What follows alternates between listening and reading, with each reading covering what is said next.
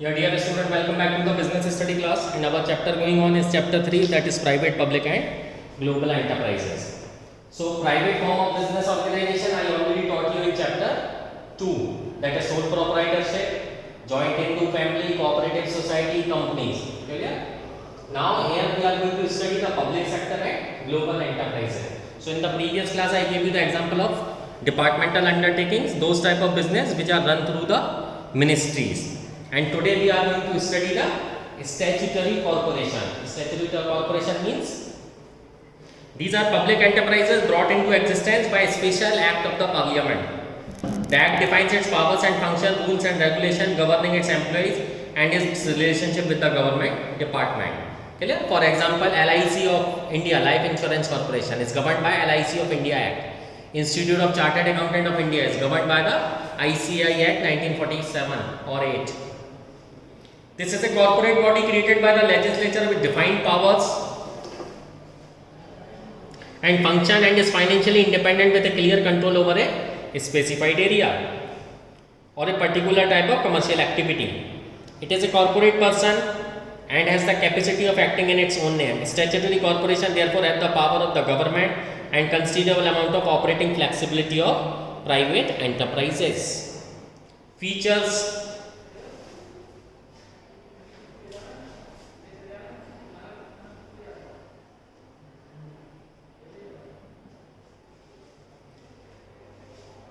So statutory corporation have certain distinct features which are discussed as below.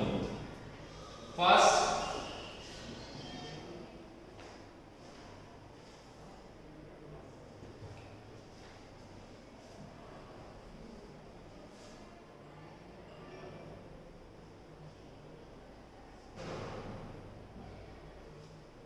features of statutory corporation. First step is set up.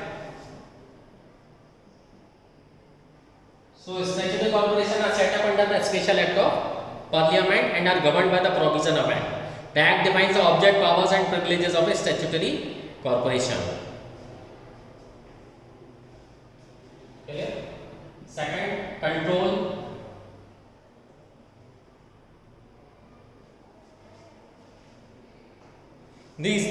This type of organization is wholly owned by the state. The government has the ultimate financial responsibility and has the power to appropriate its profit. At the same time, the state also has to bear losses, if any. Okay.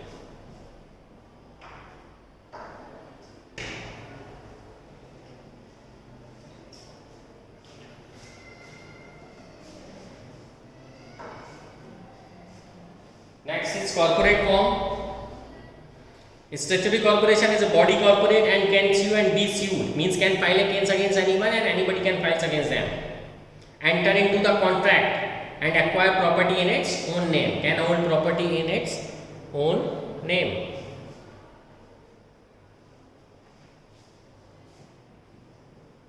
Finance.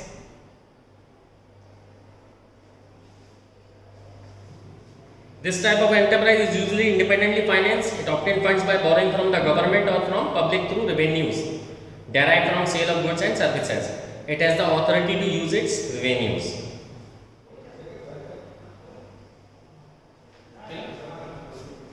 Next, auditing. Auditing means verification of the account. So statutory corporation is not subject to the same accounting and audit procedure applicable to government department. It is also not concerned with the central budget of the government. Clear? Next is employees. The employees of these enterprises are not government or civil servants and are not governed by the government rules and regulations. The condition of the service of the employees are governed by the provision of the act itself. At times, some officers are taken from the government department on deputation to head these organizations.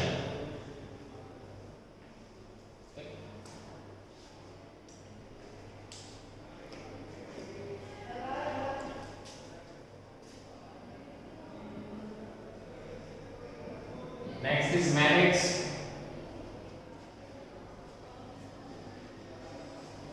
This form of organization enjoys certain advantages in its working, which are as follows.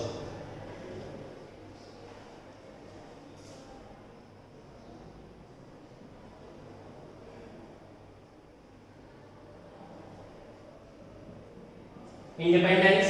These type of organization enjoy greater degree of independence in their functioning and a higher degree of operational flexibility. They are free from undesirable government regulation and control.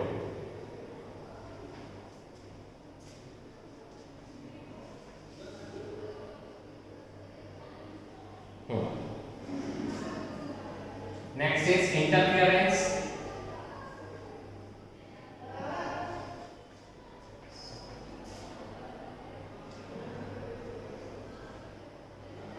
As their funds do not come from the government or from the central government budget, the government does not interfere in the financial matter, including their income and receipts.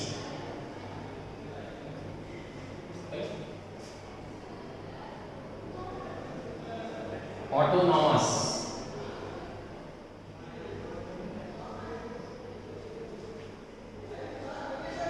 Since they are autonomous organizations, they frame their own policies and procedures within the power assigned to them by the Act. The Act may, however, provide few issues, matters which require prior approval of the particular ministry.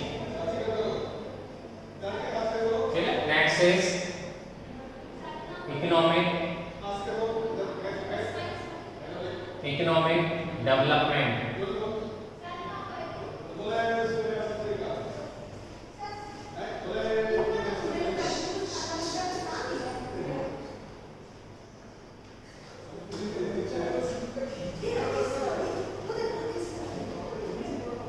So statutory corporation is a valuable instrument for economic development. It has the power of government combined with the initiative of private enterprises.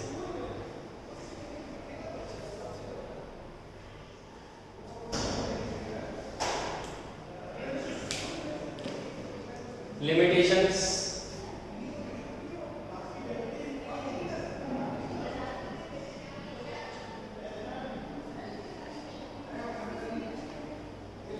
These type of organizations suffer from several limitations, which are as follows.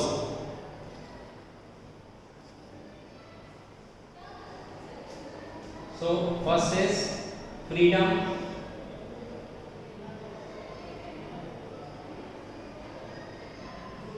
These type of enterprises do not possess so much of the freedom, operational flexibility as stated above. All these are subject to many rules and regulation.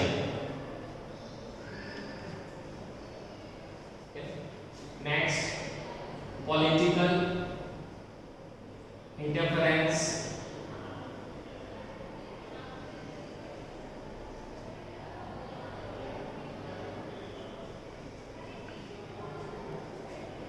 Government and political interference has always been there in major decisions or where huge funds are involved.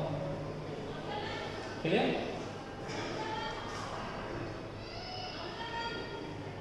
These type of organization at the same time suffer from the higher degree of corruption.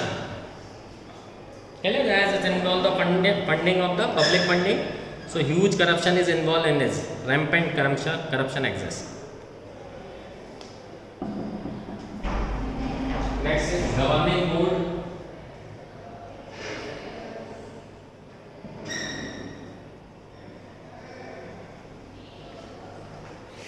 So government has a practice of appointing the advisors to the corporation board.